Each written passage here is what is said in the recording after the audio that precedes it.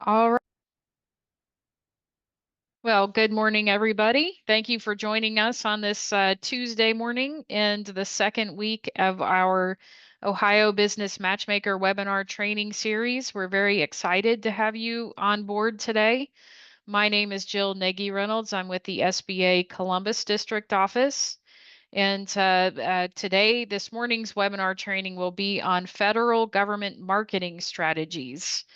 So I really hope that you're here to learn more about doing business with the federal government. And we are working on separating some of the state, city, county, federal government marketing strategies so that everyone can get a better understanding of how each level of government operates.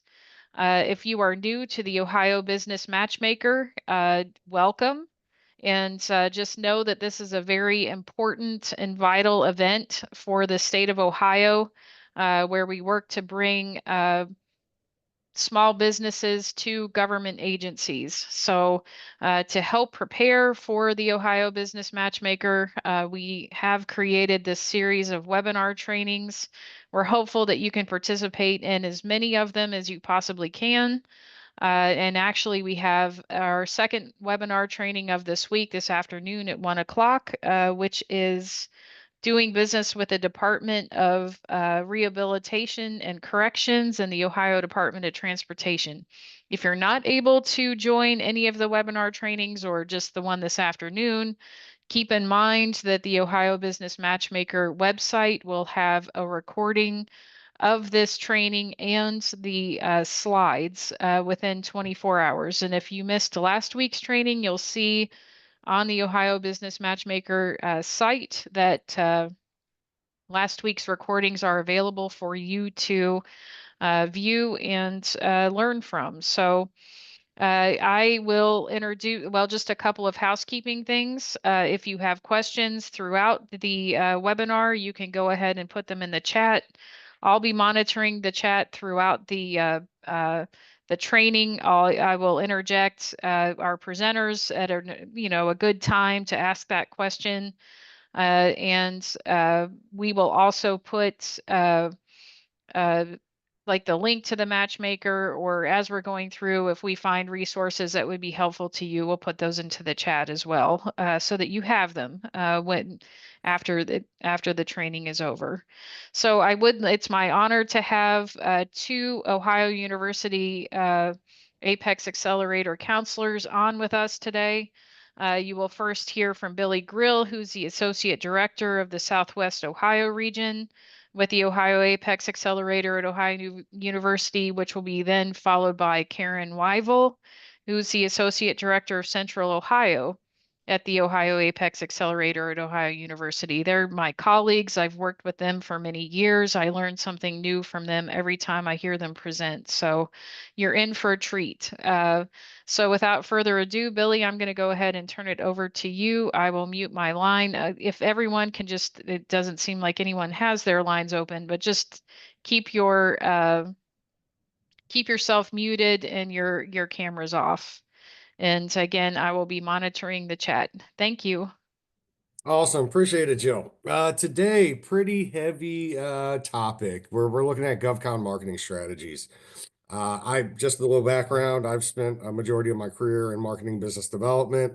I am a recovering data analyst, so we are going to hit hard the data, data-driven decisions, because the great thing about the government is all of their data is public. The double-edged sword there is all of the data is public. So really getting to the right answers and getting to data that you need to execute your marketing strategy is a very big piece of this puzzle. I'm a pretty informal presenter, so pop questions in the chat. Let's have a conversation. Again, this stuff is pretty heavy. There's a lot to cover in a short amount of time. So I always like to tell my clients, it's not if, it's when you have questions, because there will be questions, there will be things that even we may not know, depending on your unique situations with your business. I won't death by PowerPoint you. I want this to be interactive. I do have a couple of slides. We have to tee up the subject matter.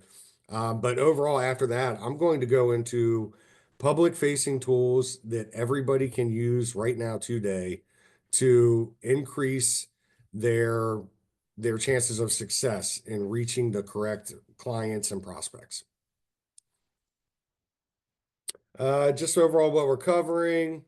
I always like to hit this slide. It's in the top of every deck that I do. This is really a full range of our services at Apex Accelerators. We are a national free resource that can help you through all of these different aspects of really navigating the nuances of working with the government, fed, state, and local. So it's important to know that right now we're sitting in this little quad here, the market research and bid match. Karen will be covering capability statement development in the next hour, but there's a whole host of services that we provide. Um, we have a pretty wide-reaching toolkit when we're working with clients. So consider this, federal marketplace. I sit right outside of Wright Pat. I work a lot on the Fed side, not so much on the sled side, but pretty knowledgeable. And you really want to look at the federal government as it's a huge customer, but it's not just one customer, it's hundreds of customers. So really, 600 plus billion. They always pay on time. If they buy something once, they usually buy it again and again. And that's where we will look at some of this market research to see what the government has been buying so that we can try to predict who's going to be buying in the future. And somebody's getting the work. There is a company fulfilling the need right now.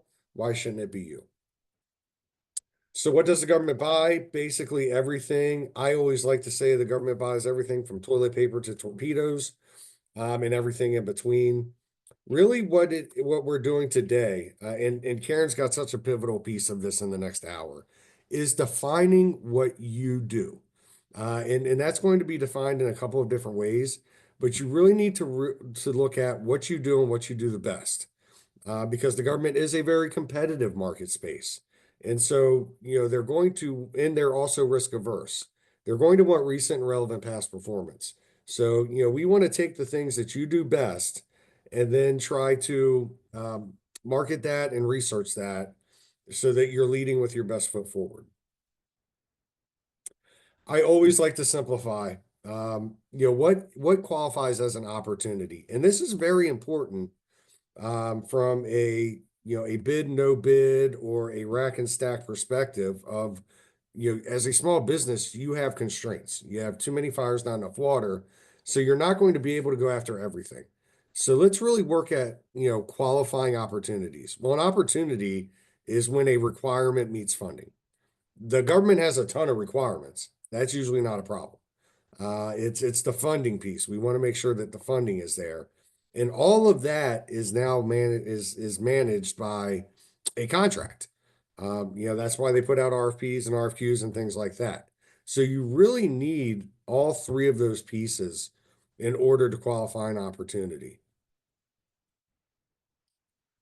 So my tried and true marketing approach, it's really three different approaches. We want you guys to be able to bid to win. In the end, that's how the government purchases, through requests for quotes, requests for proposals, invitations to bid, things like that. And then the piece we're going to be covering today, probably my favorite piece, is what I call organic marketing. That's where we're going to find out who's buying what you're selling, and we're going to go and be proactive and start getting to know the customer to get in front of those acquisitions, those RFPs and RFQs, to learn more about the customer and to create a relationship with the customer. This is, I always like to say that we are guided by the FAR, the Federal Acquisition Regulation, and the DFAR, but make no bones about it, we are a relationship-based business. I stole a great saying from a good friend, Dave Hart. People inherently work with others they know, like, and trust. And so really that's what we're here to do, is to build those relationships and hopefully increase your chances of success in the meantime. And then the third piece, which is really networking. As a small business, the only way you're going to compete is by teaming. It really is a force multiplier. Um, the teaming approach exponentially increases your chances of success, your capability, and your reach. So really, build that network, build that stable of teammates. And unfortunately, guys, this is like 3 full-time jobs.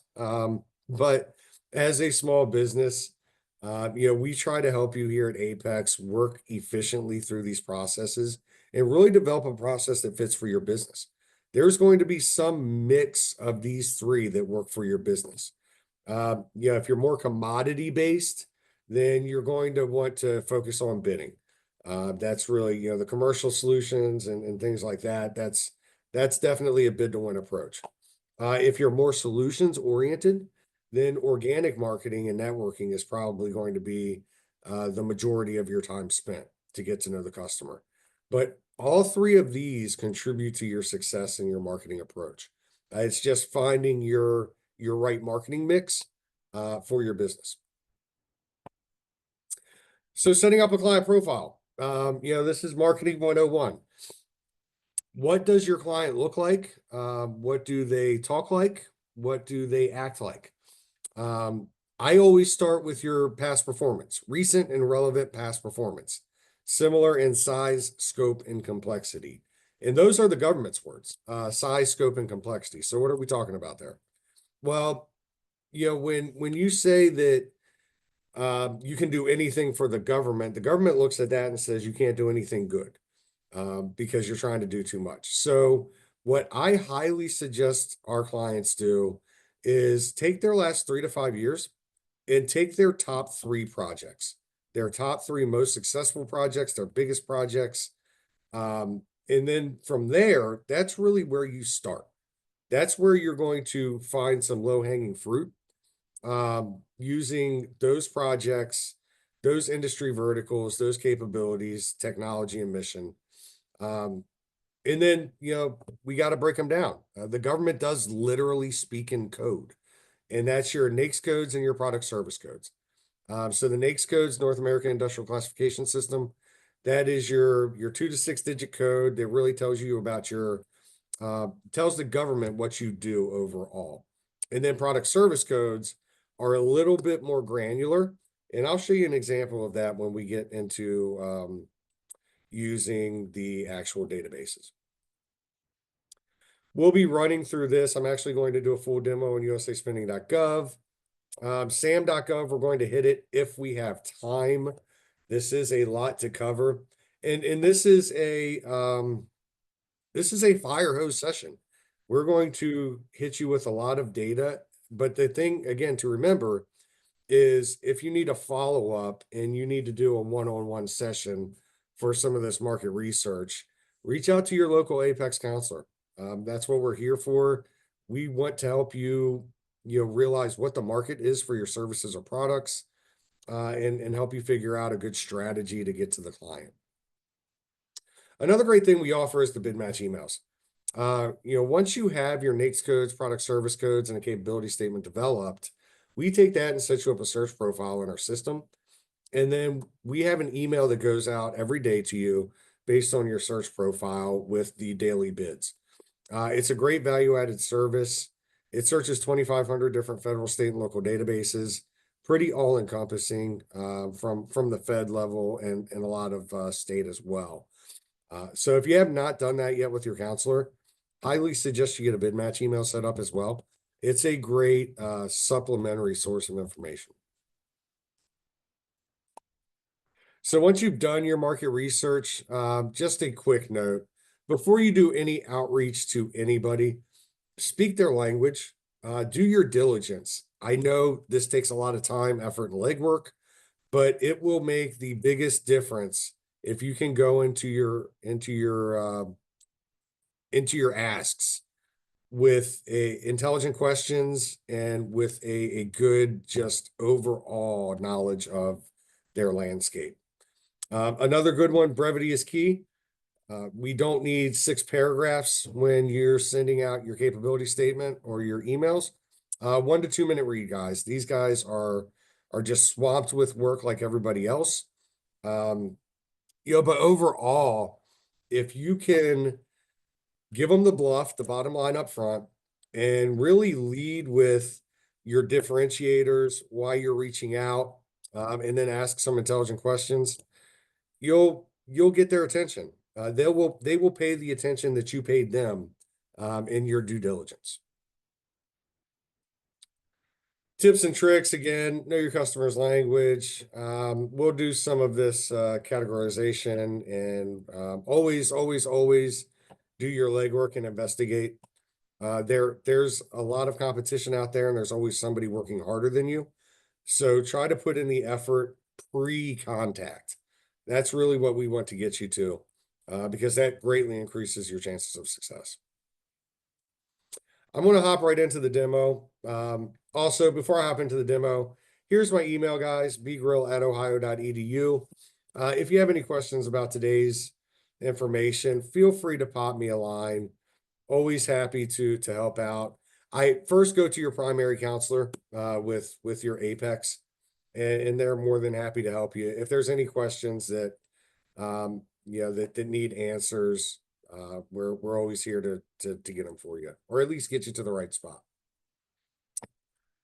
With that being said, I'm going to go right into my demo. Let me just get the screen up here. Any questions in the chat yet, Jill? I don't expect any yet, but you never know. Not yet. I just wanted to, Deja, I seem to not be able to send the chat to everyone. I don't know. I was trying to put Billy's email in the chat and I'm just limited to hosts and panelists, just a note, but no questions yet that I can see. Okay, yeah, my I email's gotcha. pretty easy. bgrill@ohio.edu. And we'll send the slides out as well. It'll be in the slide deck. So Great, thank yeah, you. no worries there. Okay, so can everybody see my screen okay? We're at psttool.us. I can see it. Mhm. Awesome. First things first, know your codes, right? That's really what the government speaks in is their codes. I like this tool, PSC, because it covers NAICS codes and product service codes. If you just want your NAICS code and to do a search there, that's on the census site. If you just type in NAICS code, it'll pop right up first hit. So I'm going to give a hypothetical, a sort of just a quick example company. I've been thinking about the beach a lot this week because it's nice, it's sunny. So I want to be a marine engineer. That's what I want to do. I want to go work on the water. Well, you can, type in engineering, and that gets you close. Let's see, your engineering services NAICS code, right? 541330 will be my NAICS code. But I'm also seeing, okay, marine engineering here, C216. So the things I'm going to take away from this quick search, just a 2-second search, I'm taking away 541330 and C216. Those will be my codes. Now that I have my codes, and guys, just a quick note about codes. This is an art and a science. You do want codes that are surrounding your primary capabilities and secondary capabilities, because what you have to remember is there's a human being on the other side of that contract. They may not get R425 right off the bat. They may stick it under R410 because we're all fallible. So when you're looking at your codes and you're searching your codes and using sam.gov to update your codes, just remember that yes, you want to be exact in your codes with some leeway. You may want to, a lot of times there's a miscellaneous code out there that a lot of stuff gets stuck under just as sort of a catch-all. So you may want to look at some of the more miscellaneous codes as well. You don't need 200 codes, guys. That's not the point. The point is to be dialed in, but also kind of surround your code just in case that one-off happens where the solicitation does get put under a similar code. And you want to search those codes as well, so you're not missing anything. Okay, got my codes, 541330, C216. Now what do? This little website here, usaspending.gov, probably my favorite website online. I use it so many times a day. I use it so much that sometimes it just bogs down on me. So let's hope that doesn't happen. Basically, 2008, government had a Transparency Act. They say, you know what, taxpayers should really know how we're spending their dollars. So USA Spending was born. Um, it's really a great website. There's so much data here, not just as a government contractor, as a taxpayer, you probably want to be pretty read up on. A lot of profiles on, it's 100 plus different agencies they have profiles on. They have a huge budget function. They run through state and territory spending of federal dollars. This is all Fed. But what I'm going to do here, I just want to go straight into this advanced search to search the contracts. So, this is going to be really your first step in starting to put together some of this actionable data that we want. What I do is I always come here. I'm usually looking the last 3 to 5 years out, so that the data again is recent and relevant. Marine engineering is pretty specific, so I'm going to hold on that. And I always come right down here. So if you look at this left-hand side of usaspending.gov, this is really where you're building that client profile, that profile that we talked about in the presentation. You can look at, if you are a physical service, you want to pay attention to location. You can search specific agencies. You can look at the award amount. Remember, if your recent relevant past performance is contracts that were about $500,000, you're not going to go and bid a $50 million contract. That's not how this works. So you can really use this left-hand criteria to build out a pretty specific client profile and get to targeted data. My suggestion to you guys, this is a public-facing government site. You don't need a login. Get in here and play around. And nobody knows your company like you do. So get comfortable with the tool and popping in some of this information and seeing what you get out of it. What I want to do, I'm going straight to my codes because I know every contract in the government space is categorized by your NAICS code. So pop in engineering services. I'm just going to do a quick search here and see what we get. Okay. Yeah, that's a lot of contracts. I'm not going through all that. That's too much data. Like I said, guys, all of the government data is public. Let's go ahead. And there's two ways I could attack this. I could say, well, my keyword is marine engineering. So I could type in marine in the keyword box.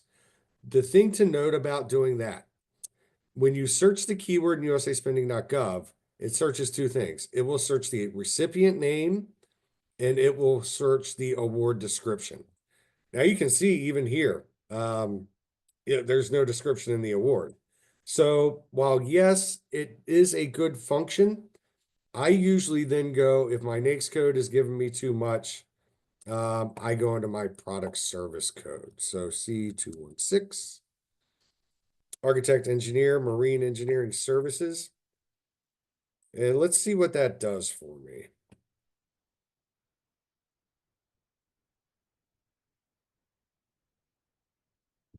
And this, sometimes it takes a minute. So 1,500, give or take. That's not bad. I would download this, but for today's purposes, I know we're all small businesses. So I can get this down even further. I'm going to go into the set-asides. Excuse me. And I want very small, and just your partial set-asides for small business. And let's see what that gives us.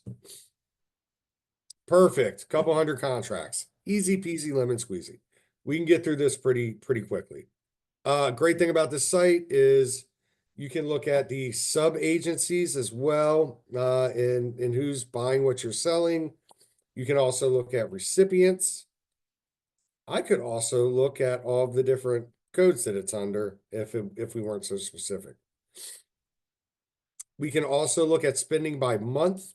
This is actually super helpful because it lets you know when the government is spending the money on what you're selling. And then we can And also look Billy, at, we do have Mhm. a pretty good question, I'd say. Sure. So Terry Sharp says, I'm a service company. Most likely I would be involved as a sub awardee to a prime contract. Can Mhm. USA Spending help me find or match with contracts that would need my service as a subcontractor? So USA Spending, great question. USA Spending is all past contracts, right? So it's looking in the past. But yes, to answer you, yes, completely. I actually have my clients run two different searches right off the bat. I want them to run a search that is searching for their capability direct to the government. Um, for example, well, marine engineering, right? Marine engineering, we want to know what government agencies are buying marine engineering. But as part, and we'll show this in a second, as part of this search, I'm also having them look at the top prime contractors because I want them to reach out direct to the government, but I also want them to reach out to the prime contractors as well. Um, Another great example is we have some companies that do paintings and wall coverings. So we want them to, yes, run a search for painting with direct to government, but I also have them run a search for residential and non-residential buildings so that they know who's building the buildings that will need their paint. And then we can get a top 5, top 10 prime contractor list and start using that as potential outreach material as well. So yes, completely. And a lot of larger primes, they act a lot like the government. So for example, in the government space, we have the Office of Small Business Programs, which is OSBP. They're your champion inside the fence. That's really where we start with our journey in talking to the customer. Well, large primes, they have something called SBLOs, Small Business Liaison Officers. Basically, very similar roles. They're your champion inside the fence at Lockheed or Northrop. So yes, yeah, and again, make this data your own. Nobody knows your company like you do. So when you are playing around in the database, go down some of those rabbit holes and start looking up some specifics. The really cool thing that I like about this database is everything is clickable. So you can go down some pretty good path. For example, we see Global Services is they've got a pretty big contract. So I just click on that link there, and that's going to get, well, that wasn't a good example, was it? Let's go with Credence. So this takes you right into the company information. Um, and it gives you a very helpful tool called the company UEI. That is going to be um, their unique identifier. And I'll actually show you. So this database is not just good um, for looking at your market research direct to the government. This is also a great database for competitive intel. So, when you are pulling in these searches and we're seeing all of these recipients come up, you can do some really quick research on each one and look at how their federal revenue is trending. I can look at top 5 agencies, top 5 sub-agencies. For businesses just starting out, you may want to look at your competitors' codes.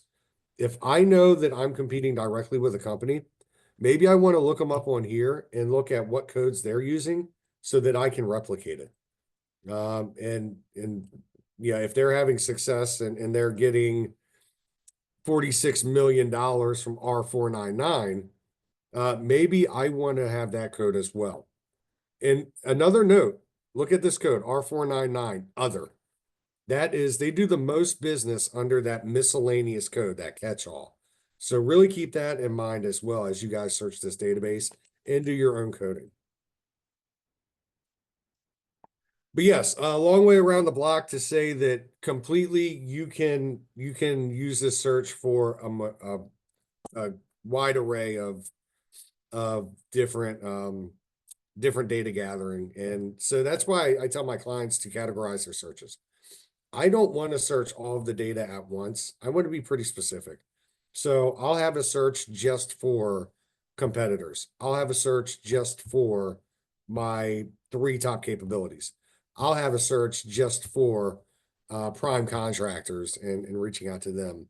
That way I keep the data separate but together, and we can look at it in its own lens and execute much easier so that your searches don't get watered down. So once I have the data I want, these pretty pictures are fun. You can use them during your program management reviews to impress your bosses, all that good jazz. But I really want to get this stuff into Excel. So what I do, I always download it into Excel, and then it throws up a table. Let me just get a new share here.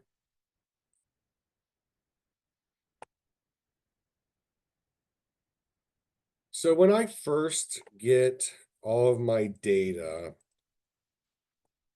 it looks pretty intimidating. And again, that's why we don't want 1,500 or, God forbid, 200,000 contracts to look through, because this is the data you're getting. It is a lot. But basically what it takes is just a quick pivot table. So I just want to run a quick pivot table here. Go ahead and select everything. And now it's much more manageable. Basically, I want to know where the money is. Remember, for an opportunity, you need a requirement and you need funding. And then I want to know, let's see, who am I awarding? You can go agency, you can go sub-agency. I want to get us down into the office level. So within 3 clicks, I now have basically a roster that I can use to do research on. Just some quick formatting here. So I know that the Defense Contract Management Agency does a lot of marine engineering. I know that Navy Supply, Norfolk, Puget Sound. I know that there's something in Miami, Oakland, and Providence. So again, what's this giving you? Well, to the novice, to the new entrant, this looks like gobbledygook. This is just more acronyms that's thrown at me. But with a little bit of what my Cincinnati counselor calls it Google foo. I absolutely love the saying. So with a little bit of Google foo, I can start getting through some of the acronym soup and getting to some of the actual information about these guys, because it's obvious. I mean, they're spending 7 million, 5 million, 4 million, 3 million, 2 million. They're spending money. So it looks like your top 5. And here's another thing about market research, guys. This is an art and a science as well. I may say, I don't know enough about the Defense Contract Management Agency, but I do know Navy. So I'm going to spend my time talking to these guys instead. Completely acceptable. Nobody knows your business like you do. And so when you're looking through this list, take it to a couple of different things into account. One, if you are a physical service, you are going to want to look at location. It will be important. 2, you can look at different qualifiers as far as, once I start doing my investigation, are they using similar technology that I use? Are they a more proactive client? Do they do outreach events? Are they easy to get in contact with? Will they answer my emails? That's a pretty easy way to figure out who you can work with. But overall, within 3 clicks, we can give you the top 10, the top 20. This is where the fun just starts, but it's absolutely necessary for us to go through this research.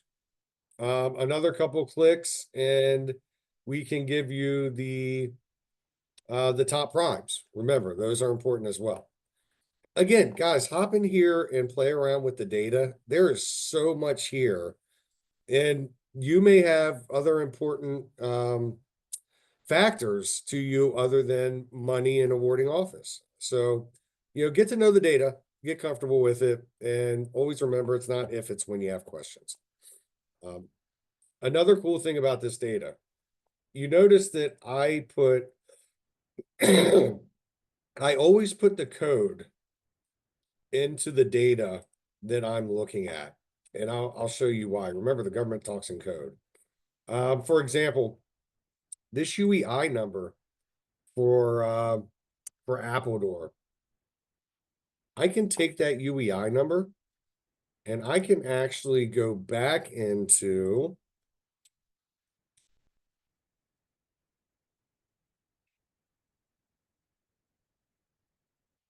USA spending. And you see this recipient tab. Well, now that I know what I'm looking at, I want to know what all of their contracts look like. And so this is where you can start getting super deep into competitive intel. And so I can look back and I can look at all 270 of their contracts. Again, you can pull this down into Excel, and you can really slice and dice the data. I can see exactly what their contracts are for. I can see exactly who their contracts are with. I can see what codes that their contracts are under. Yeah, there's a million and one different things to do with the data. I can see where their contracts are located. And this is pretty important, not just when you're looking at your competition, but you may want to know this about the company you're reaching out to as well. So to go back to Terry's question, I can get to specific contracts and customers that this company has, and I can start talking to them pretty intelligently. Excuse me. Before I even start to do my outreach. And this is the investigation. This is the legwork that it takes to become well prepared for a conversation. Another thing that I'd like to show you, and so that's USA spending in a very, very, very high level. Again, guys, get comfortable with it. Government facing tool. You're not going to break it. I've tried multiple times. It's just such a great repository for data that you can then turn into actionable information. I usually, so just a kind of a tidbit, I usually spend a full 2 hours with clients on this during strategic planning. We run through the full process. We run through all the searches, we start taking the data, and we start really turning it into information. It's a hard session to do because there's so much, and I've been at this 20 years. Even my eyes glaze over sometimes when I'm running through this with a client because it's a lot. It's a lot to take in and digest. But just remember, this tool isn't going away. I mean, it's here. And the data's there, so you guys should be using it. Once I have my nope. Usually it pops right up. There we go. Once I have my market research done, I also want to come into SAM.gov. SAM.gov could be its own 2 hour session, really.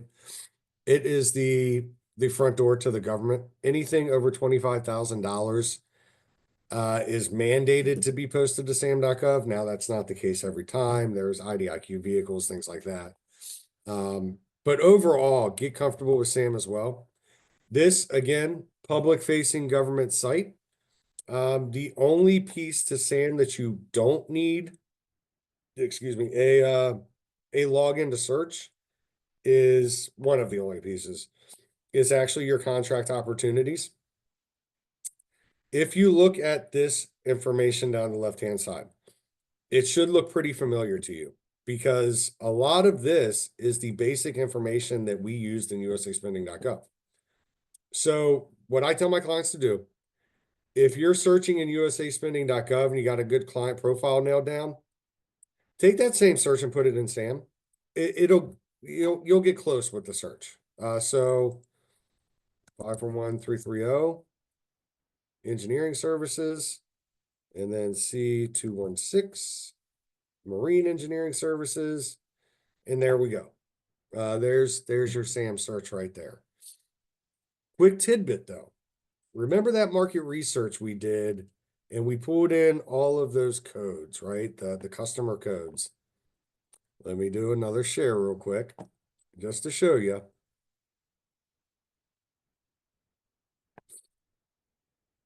So when I'm looking at the customer, I pulled in all these weird codes.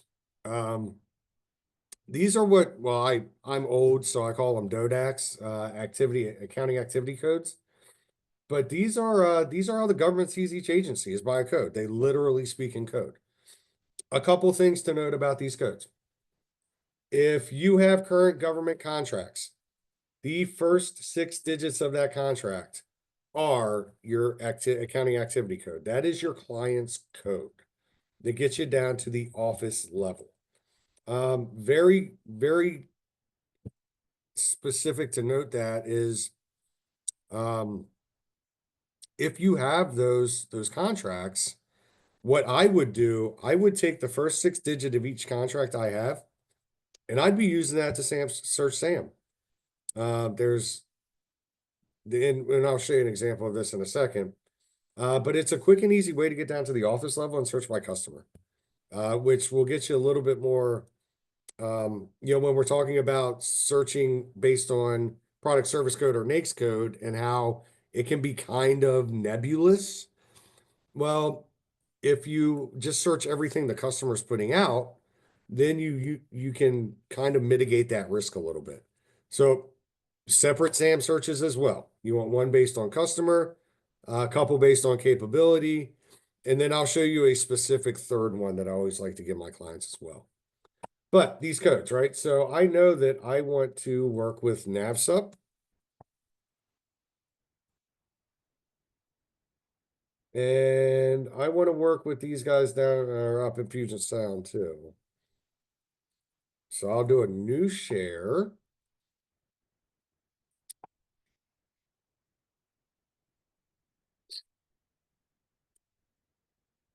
And so what I did, guys, pretty simple. I copied those 2 codes. I just put them in the keyword here. And now I have everything coming out of NAVSUP Norfolk and NAVSUP Puget Sound. Super simple way to get your searches down to the office level on SAM.gov. Again, the government has so much data. These are tips and tricks to really help you cut through the noise and get to what you need. Because again, too many fires, not enough water. I just gave you guys 3 more full-time jobs you got to do. There's going to be efficiencies that you can find in your process to make it your own. So we covered the client search and the capability search in SAM.gov. There's one last search that I always like to do. SAM.gov doesn't always just post opportunities out there. SAM.gov also posts a lot of events.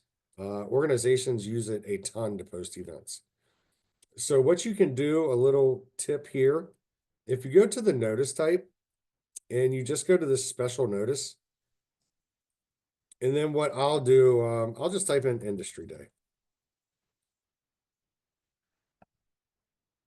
You can usually get pretty close to events, and maybe I want to do this as well. I'll go ahead and put in NAICS code to it. See what it gets us.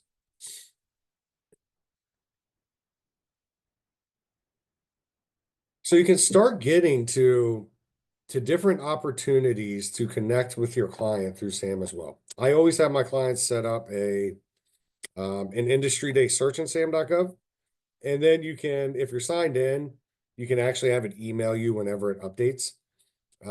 Really great tool to not just get your bid to win opportunities, but also to try to start connecting with the customer and speak their language.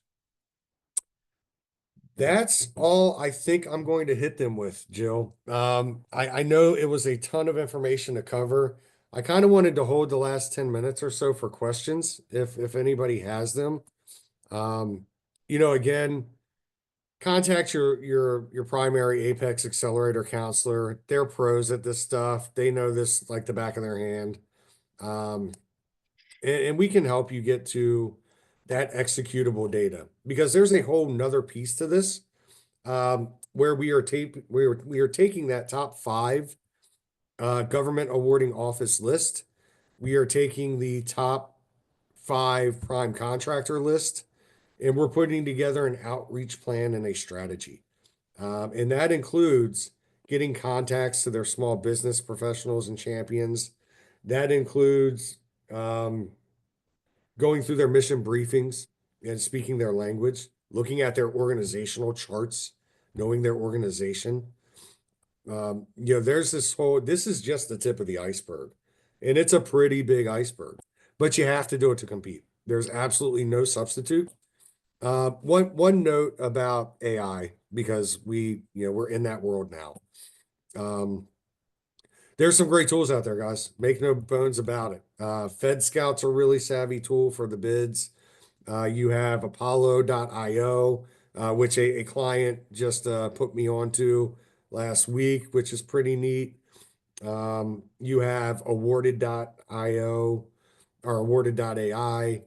You have all of these tools, but I can tell you, um, you better do this piece before you touch those because you need to know what you're looking at and you need to know if it's right or not. AI is a great tool, but unless you know the information beforehand, you're going to want to still do this investigation, still put in the legwork. Um, and it's good for you as well. This is you digesting and learning the organization. So yeah, AI is great, but you got to know it before you even use AI. AI can help you. It's an enabler. That's what it is. But you still have to know this stuff. Thank you so much, Billy. And I wanted to add, you mentioned that this is the tip of the iceberg. It is, but businesses are not alone in this. And Billy is a wealth of knowledge, as are all of the Apex counselors throughout the country and in Ohio. Now, most the Apex Accelerator counselors work under geographic region. I saw that Daisha put the link for the Apex Accelerator Finder in the chat for everybody. If you're new to Apex Accelerators and you wanted to find out who your local counselor would be, you can click on that link and it'll take you to a page where you can see who the Apex Accelerator counselor would be based on your county. I did see Q&A. There's one question in there. Uh, Okay, Kyler says, I'm not seeing all of the search filters in sam.gov. Do I need to sign in? No, sam.gov. So basically what I do is I hit here's the home screen. And then what you can do is just go up here to search. And what you're probably missing is this. They just moved. I love that the government improves every day, but right when I find the buttons, they When move it them. approves. It, Yes, yep. it's that agile development. Mm, Sorry, Joe, you got me. definitely agile. Yes. Yes. So these buttons are now up here on your right. It used to be a drop down here. I don't know why they changed it. I mean, everybody knew where it was at. I would just hit the contract opportunities. Um, and then you should get all of this criteria here on your left. Um, And give yourself some time to learn the tool. I am not as much of a data analytics person as Billy is, but just then that's okay. You don't have to be an expert at it. You just need to give yourself some dedicated time to focus on it. And also, uh, there's additional trainings on sam.gov. We've worked together for several years on just updates to sam.gov or how to navigate and how to find opportunities. So just to foot stomp that you're not in this alone. And if this is your first introduction to conducting a search in SAM, well, wonderful that you made it here today, but just know that it's just going to take some time, which it does. And if it were easy, everybody would be doing it. So you're in a limited pool of businesses that are deciding to tackle this. So we're here to And help use you with us, it. right? I mean, we don't want you banging your head against the wall. No, no, Yeah, we want to absolutely be here not. as a resource. My apologies for Sam. I think we're not putting our best foot forward when that's the first system you have to register in. If you are registered in Sam, congratulations. Hmm. We'll make sure you update it every year, and then get comfortable with the searches. And they're trying their best with Sam. It's such an all-encompassing system. It's called the integrated acquisition environment, because it is about 10 different legacy systems that are rolling under one roof. You have to know it. You don't have to love it, but you have to learn it. So that's something that we do a lot of work on. Very good. I don't see any additional questions. I'm not sure that I'm able to see if someone that is an attendee can put like a sample question into the chat. I just want to see if I can see it or not because it looks like I'm regulated to host some panelists, which is not, I mean, we'll work around it. If you do have a question, then put it in the Q&A instead because I am able to see those. I do see Q&A, another one. Oh, chat is disabled for everybody. Okay. All right. Well, thank you very much for that. If you can just put everything in the Q&A if you have questions. So I apologize for that. And thank you to the anonymous attendee for letting me know. And we do have an attendee that's interested in registering for SAM. And registering for SAM, you can just start that registration whenever you would like to. It's free to do. And it's sam.gov to help get you started. Uh, and you do as much as you can on your own. There's the website does have tutorials on how to register your business in SAM, but Apex Accelerators can also assist with that if you run across some challenges.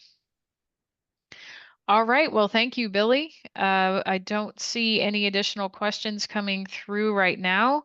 But are you able to stay until the end of this session today? Yeah, no, I'm going to hang out. Okay. I have a 1 o'clock, or no, I have a 12 o'clock. But other than that, we're good to go. Here to Okay. support. And actually, a very good question, Elliot. Thank you. Are UEI numbers free? Yes. Yes, they are. And actually, we get calls all the time from businesses that have thought that they had to pay a consultant or a business to get their registration done in SAM, and that is not true. It is open and accessible to the public. It doesn't make it easy, which it isn't, but it should not cost you anything. And when you first set up your registration in SAM, that's when you're issued a UEI. And that's a good note to make, Jill, that if anybody's asking you to pay for anything to access this space, let us know. Yes, Because please. we're a Hmm. free resource. And some things they do have value. But overall, you should never be paying for a SAM registration. You should never be paying for market research, unless it's above and beyond what you can do with the public data. These things that, everybody's out selling a bag of goods. And hey, that's business. But just know that we're here as a first stop, to at least ask us, hey, have you worked with this company before? Is this of value? I answer those questions all the time. Yeah, and that's what we're here for. All right. Thank you so much, Billy. Sure. And we will go ahead and turn it over then to Karen Wyvil. She is the Associate Director for the Central Ohio Apex Accelerator at Ohio University. And very good. I see you, Karen. Yep. And without further ado, we'll go ahead and get started. Well, let me look in the Q&A. Looks like there might be, oh, there's a couple. It just kind of agreeing. So Terry Sharp is saying, I get emails from this group. They're relentless. Please, you do not need to hire anyone with it to get registered in SAM. Um, I submitted an application for a cage number and it's been pending for a week now. Your cage code is issued upon a successful SAM registration. I know that Karen can talk to that too, but there shouldn't be a separate application for cage code outside of your SAM registration. Those seem to be the two questions that just came in, so I will go ahead and turn that over to you, Karen. Sure. Yeah, it's a two-step process registering in SAM. First, you've got to get your UEI. Once you get your UEI, then you go on and complete the SAM registration to receive your cage code. When you're applying for your cage code, it goes through a couple of looky-loos on your registration. First, it goes to the IRS. If it passes IRS, then it goes on to DLA Cage. You have to keep monitoring your email to know if it passed your IRS validation. If not, you've got to go in and fix something.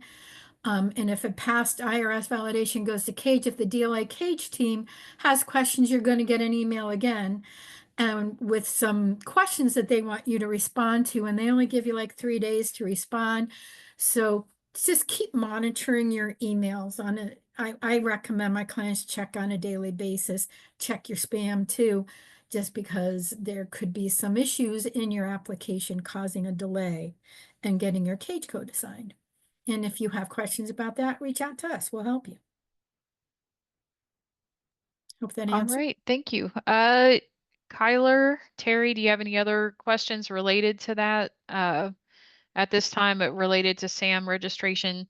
But again, you get your cage code on after a successful registration in SAM. And as Karen was mentioning, you just go back often and check to see the status. All right, thank you. Are we good to go? Yes, All yep. right. I'm sorry, Karen. Go ahead and go. Nope, just double checking. Hi, everybody. I'm going to talk about capability statements today, and this is going to be important for you as you're attending the Ohio Business Matchmaker. First, we're going to be discussing what is a capability statement, what do you use it for, what are the important elements that you need to have, and what is it that you can do to make sure your capability statement stands out from the crowd. First, what is a capability statement? A capability statement is your door opener for your business. It's where you're explaining what your business does and why you're so awesome. It's going to be your leave behind at the matchmaker. So you want to make sure you're leaving a good impression and you're communicating clearly to those potential buyers. And this is all buyers. It's utilized for federal government agencies, but also prime contractors, state agencies, and local government agencies. It's a tool that it can be used when they're doing some market research. We won't delve into that too much. We're going to focus on your uses in the matchmaker. And another time you're going to see it asked for when you're actually responding to a solicitation. I've seen it as a requirement in those. So first, elements. You're going to call it a capability statement. You're going to have some important sections that we'd like to see in everything. One is your core competencies. One is your past performance. One is your differentiators. And one important thing is your company data. We're going to go over each section here. First, calling it a capability statement. We recommend you also include your corporate logo, but I also like to point out you want to make sure you're also including your business name. As Billy mentioned, AI is used, a lot of text scanners are used. They can't necessarily read images. So you want to make sure you also include your business name, also your business address and your website.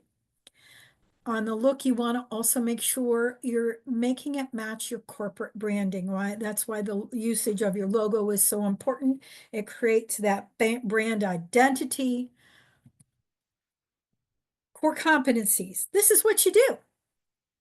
This is what you're wanting to offer to the government agencies, what products or what services that you want to offer to help that government agency succeed in its mission. You're going to call the core competencies. They're used to seeing that.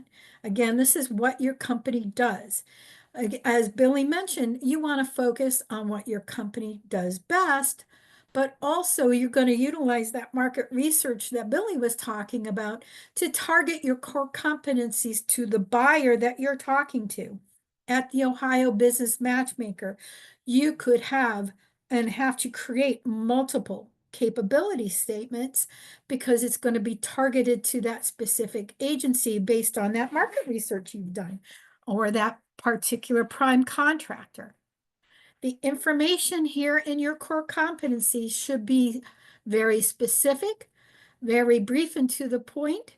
If you have certain keywords that you want to focus on, instead of putting in a lot of verbiage about that, just highlight it, bold it, underline it. We recommend, you're going to hear this over and over again, and I was a former writer, so I hate hearing this myself. Use bullet points. Brief, to the point, make it easier to read. I was always in love with my verbiage that I wrote when I was in the marketing field, but you know what? No one has time to read it, especially on a matchmaker. So make sure your core competencies are in bullet points, focusing on keywords, make it easy to read. Past performance section, this is proving you can do what you say you can do in your core competencies. You're going to call it past performance. You're going to provide brief descriptions of the work that you have done that tie into those core competencies that you're marketing to that agency contact at the matchmaker.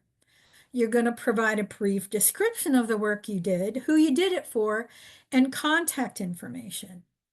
Again, make sure that those contracts correspond to the core competencies, correspond to what you're wanting to offer that agency. It has to be cohesive.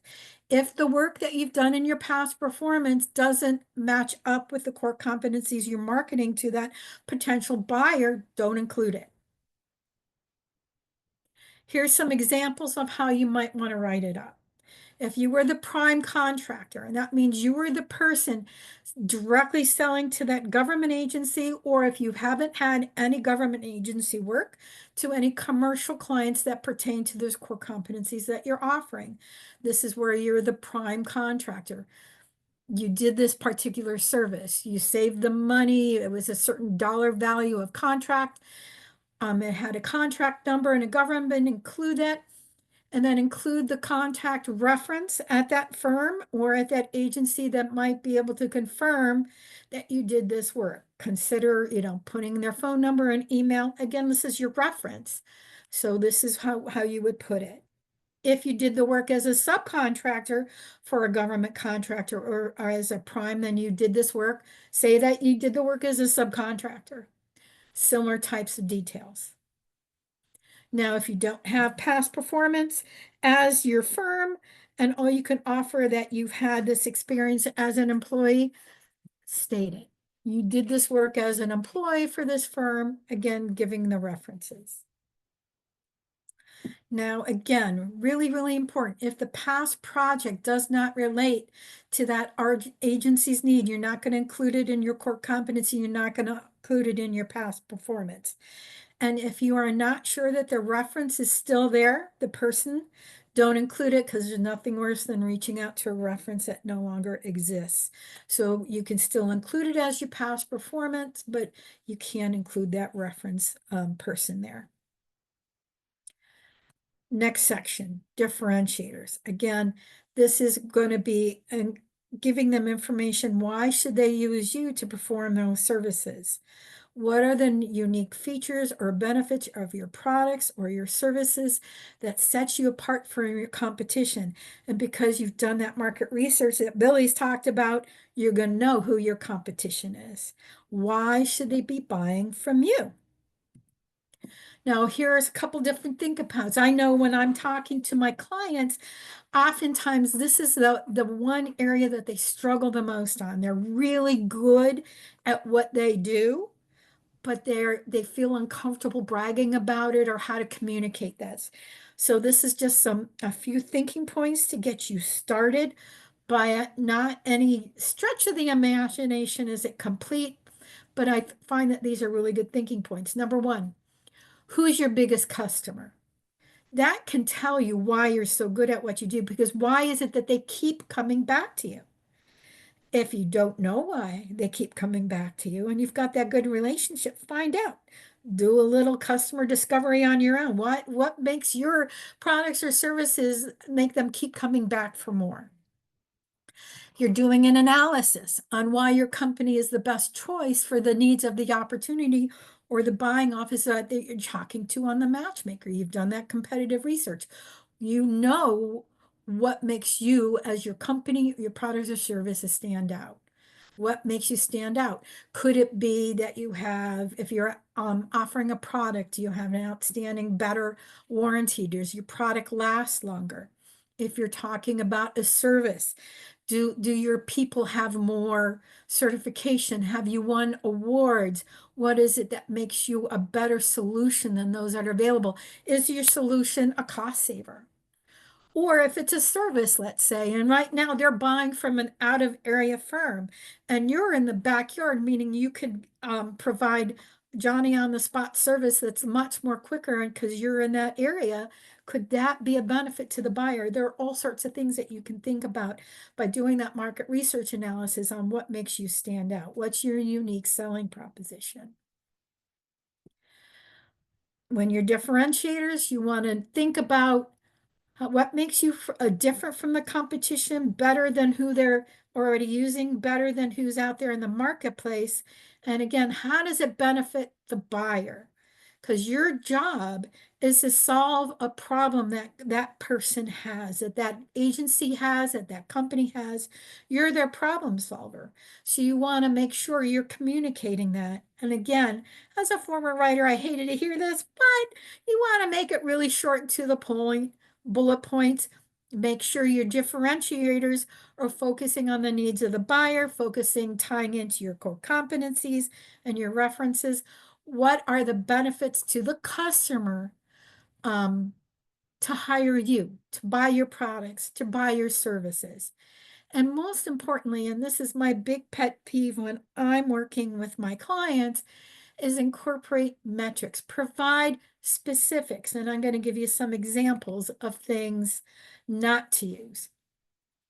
Your socioeconomic certification should be included on your capability statement, but it's not a differentiator. I hate seeing marketing speak, and I can see it a mile away. Here are some examples. You're best in class. You're an industry leader. This is my biggest pet peeve. Outstanding customer service, quality committed. What does that mean? What does it mean? If anyone could say it, don't say it unless you can provide specifics to back it up. Best in class. Have you won an award? Are you tops in sales as an industry leader? What's your outstanding customer service? What is it? What makes it outstanding? Do you have a 24/7 hotline? Do you have customer service agents that speak multiple languages? If you're quality committed, do you have outstanding warranties on your products or services? Do you have a quality control plan? Are you ISO certified? Bring up those really specific examples instead of the general speak here that anyone can say. If you provide those specifics, that makes you stand out and it really communicates why you're different and better than the people that are already in there going after the work and why they should be using you. Now we're talking about the company data. So here's where you're going to bring up your socioeconomic certifications.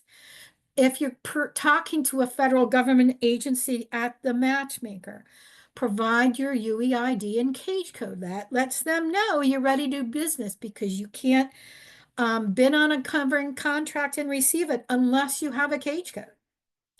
Make sure the government code, you're including the government codes. Billy told you they love codes, but you want to make sure you're including the codes that are pertinent to that particular government agency. If we're talking federal, that's NAICS codes, PSC, FSC codes. Guess what? State of Ohio agency, they don't use those. They use UNSPSC codes. Some local government agencies use other codes. They could use NAICS codes. They could use UNSPSC codes. They could use NIGP codes. Excuse me. Do your research. Look at what codes those government agencies use and include only the codes that pertain to them. Do you have any long-term contracts already with those agencies? Include the ones that are pertinent to the federal, to the state, to the local.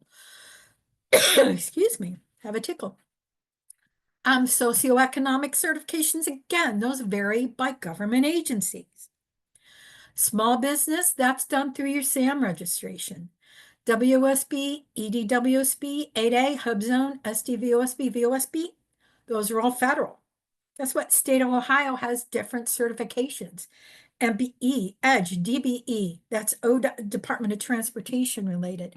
Veteran Friendly Business, WBE, those are all state certifications. DBE can also be used by local government entities who receive Department of Transportation funding. A lot of local government agencies have their own certifications. City of Cleveland, Columbus, they all have their own certifications. So only include the certifications that pertain. Again, it varies by certification. The codes and the certifications vary by agency. So tailor that to your audience so that they know you've done your homework and you're ready to do business with them. Company data, again, you want to make a nice little brief descriptor of your company, about why you're awesome. I've seen people include their DUNS number. It's no longer required in federal government contracting, but I have seen it required in solicitation. So putting your DUNS number on there could be something you want to do. Talk about your financial position, how long you've been in business, how many employees, if you have multiple offices. Talk about the stability of your firm, and then always, always, always include contact information. Who's the person at your company who's going to be responsible for your government contracting efforts? They are totally impressed with your capability statement. So they want to contact you. They want someone's name, someone's email address, someone's phone number, so they can reach out to you. Now we're going to talk about appearances. Make it clean. Don't use a lot of colored backgrounds. One example I was given, what if they are colorblind? So you got to think about that. Don't overwhelm them with too many colors and fonts. I say tie into your corporate marketing. What are the colors and the fonts that you use on your website, on your business cards, on your brochures? Create a cohesive marketing approach that when they see it, it's like, oh yeah, that's ABC company. Again, make your copy crisp, to the point. You can highlight keywords with bullets and underlines versus going on with a lot of unnecessary verbiage, and I cry about that. Use the recommended section headers that I've talked about here. It makes it nice and easy organization. It makes it readable, and it makes sure they can key in on the information that they're looking to find. And you're going to want it in a couple of different ways. For this event, you're going to want it printed on some nice paper. You don't need to go over the top. It doesn't need to be printed on cardstock. I was at a matchmaker event where they laminated them. Don't do that. You don't need to do through that cost. Just a nice, decent sheet of paper. Again, nothing fancy. Just make it nice, easy, no see-through paper so you can hand it out. You're also going to want to save this capability statement as a PDF. Guess what? You can link it on your website. Create a government contracting tab, put your capability statement on there. Nice thing on the dynamic small business search on the federal side, you can link your capability statement. if they're looking at your website and they're finding it on your capability statement, you have a government contracting tab with all the information on your capability statement on there. I mean, I think it's just great way for them to find you, remember to find you. Let's say they lost your capability statement, but they got your business card and it's got your website. They can go to your website and find your capability statement there. Marketing, marketing. Helpful hints. Now, this is something I like to tell my clients because we want you to tailor these and I want you to make it easy. So one of the hints I give all my clients is consider what I call writing a success story. So every time you complete a project, a contract, in your work, consider doing a little write-up on it. What you did, who you did it for, who the people were at the company, while it's fresh in your mind. Then you can, when it comes time to tailor your capability statement, you've got that library of projects on your computer to make it easier to tailor. I know I did this in a past life. This also comes in handy, frankly, when you're writing proposals and bidding on contracts, because they'll often ask for past performance examples, and you got that lovely library of examples. Again, my other recommendation is don't go back any further than 3 to 5 years. Keep these organized by project type and on your computer, and it just makes your life easier.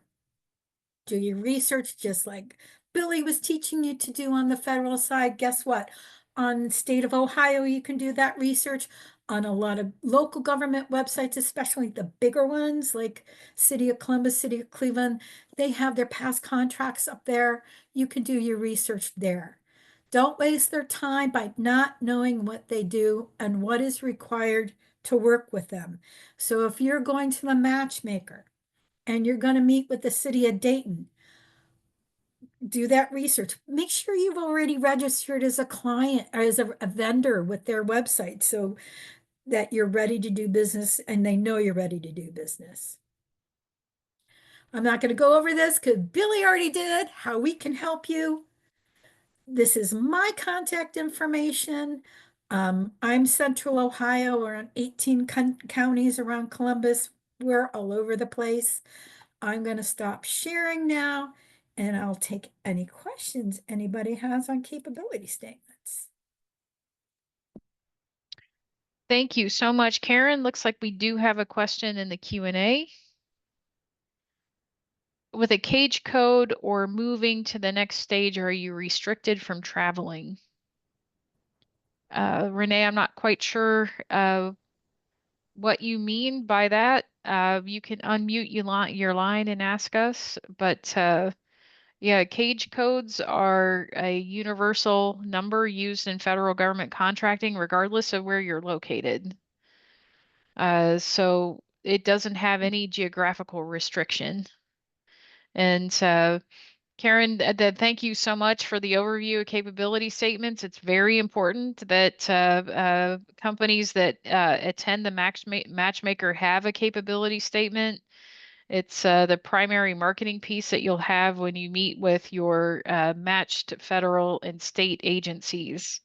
And it's also important, not necessarily for the matchmaker, but to have different capability statements depending on your target customer. So you wouldn't want to talk about all of your experiences with the Air Force when you're meeting with a Department of the Interior, for example. So you want to provide realistic examples of your past performance. And if you don't have a lot of past performance, that's okay too. Getting a capability statement, just talking about your industry, about your core capabilities, your differentiators is important. So all of us need to start somewhere. It's a really good starting point, I think, for businesses to start thinking about and coming up with their strategy.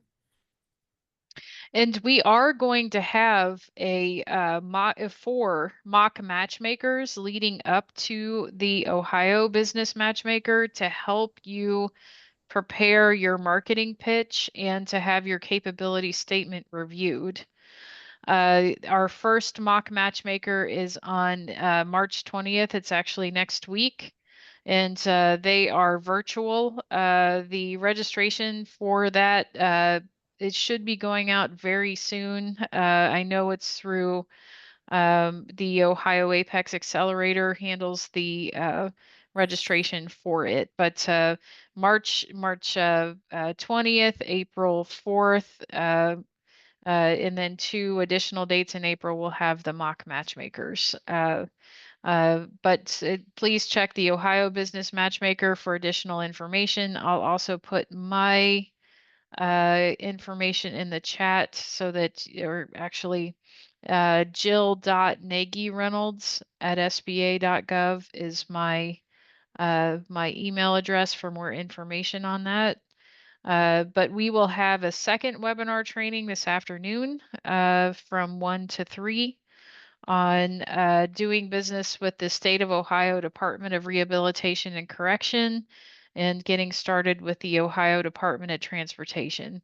So all of the guests that we have for these webinar training sessions will be at the Matchmaker on April 23rd and 24th. All right, I don't see any additional questions right now. All right, but as with all of these webinars, if we finish early, we'll go ahead and let you have a little bit more time in your day. And if you are able to join us at 1 o'clock for the second webinar, we will be happy to see you. But all right, guys, thank you very much. And Deja, you can go ahead and stop recording.